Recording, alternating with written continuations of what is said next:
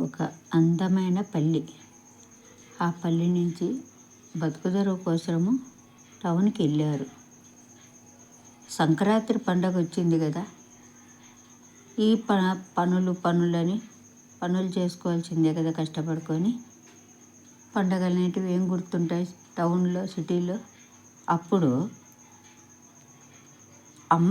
అమ్మ పల్లి నుంచి ఫోన్ చేసింది, నాయనా సంక్రాంతి పండగకి రాండి నాయనా, సంక్రాంతి పండుగ చేసుకుందాము అని.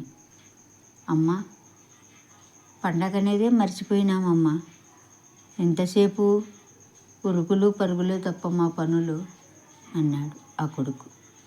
అవును నాయనా, మాకు కలలో కూడా నువ్వే కనపడుతుండావు, ఒకపారి రాండి నాయనా, పండగ చేసుకొని పోదురు అంటే సొంత ఊరికి వెళ్ళవారుతంటే ఎంతో ఆనందము, ఎక్కడే లేని ఆనందము.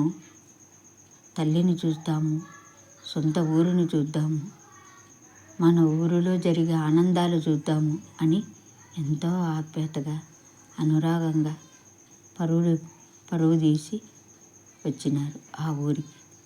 ఆనందంగా బంధువులతోన అందరితోన ఆనందం గడుపుకొని వాళ్ళ సంతోషం తీర్చుకున్నారు. ఇది ఒక సంక్రాంతి పండగ, ఒక పల్లి కథ.